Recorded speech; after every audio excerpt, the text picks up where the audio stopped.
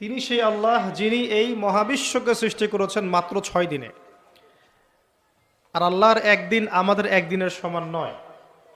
আল্লাহ পাকের একদিন শুধু কিয়ামতের দিন মানুষের 50,000 বছরের সমান। মানুষ দাঁড়িয়ে থাকতে থাকতেই অতিষ্ঠ হয়ে যাবে, বিচার শুরু হচ্ছে না কি জন্য।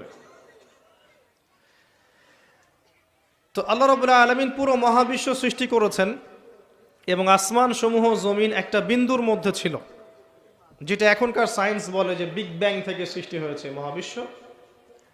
আর আল্লাহ পাক কোরআনে বলছেন বিগ ব্যাং থেকে নয়, বরং আল্লাহর হুকুমে সৃষ্টি হয়েছে মহাবিশ্ব।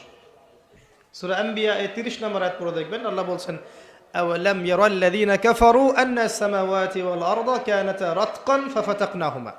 যারা অবিশ্বাস করছে তারা কি লক্ষ্য করে দেখে না যে আসমান সমূহ এবং জমিন